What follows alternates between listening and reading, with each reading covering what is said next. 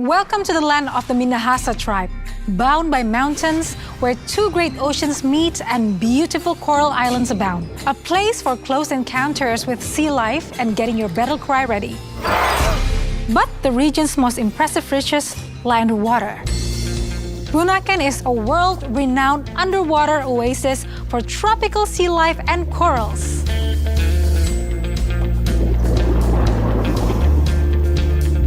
Bunaken is a feast for the eyes, with at least 25 dive spots to choose from. You're spot on, Prue. Bunaken is amazing. I had an incredible experience there a few years ago. I was cruising along, taking in the grandeur of it all, and I bumped into this sea turtle, just like the one in Finding Nemo. He didn't call me dude, but he was super friendly. So we hung out underwater for a while and even shook hands before parting ways. Many local villages are working in turtle conservation by helping locate and protect turtle nests, ensuring that baby turtles, or tukik, hatch safely and make it to the sea. And at Bunaken, just like Mike, you are almost guaranteed to have a close encounter with a sea turtle.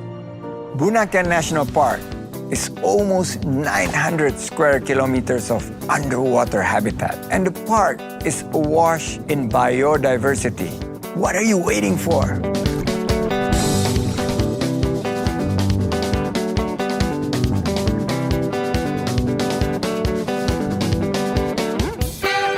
Diving here, you have a chance of spotting 7 of the 8 known species of giant clams, and some of them are huge. You have to allow at least a day to explore the incredible corals around Bunaken and the nearby Manado Island. But if you do take that time, you are sure to be rewarded.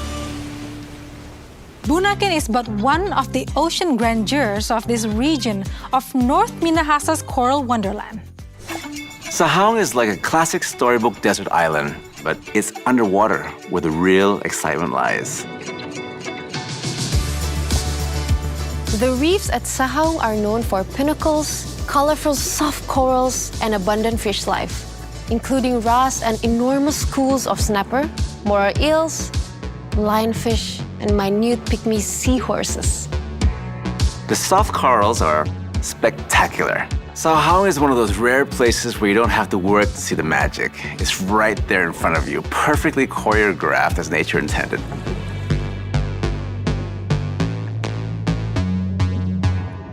The incredible corals and sea life of the region are intimately connected to the land, especially the breeding areas and sanctuaries created by mangrove forests. Mangroves are also a protective barrier that, after heavy rain, trap shore-based runoff that can bury and kill corals. So if you want to protect our reefs, you have to protect our mangroves. Exploring beneath the mangrove forest canopy by kayak is a surreal experience. I couldn't help but be struck by the sculptured shapes of the aerial roots and the intricate waterways that weave between them. The light filters through the trees and the reflections on the water are almost ethereal. That calm you describe is about to be shattered as we make way for the battle cry of Minahasa. The Kabasaran war dance is performed by the northern Minahasa tribes. The dancers are called kawasalan in the local tongue, a word describing their fierce mimicry of fighting cocks, both in movement and costume.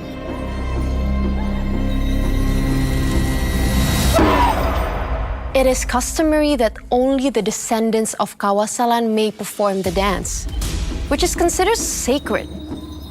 In the past, anyone who disrupted and disrespected the Kabasaran faced death. It was impossible not to be moved by the fierce spirit of the kawasalan.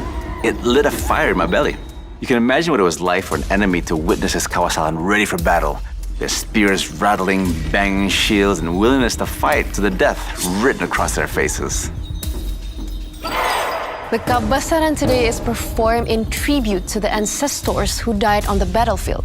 I felt the intensity of the battle cry. I imagined the readiness of these warriors to protect their families and homes. It sent shivers down my spine.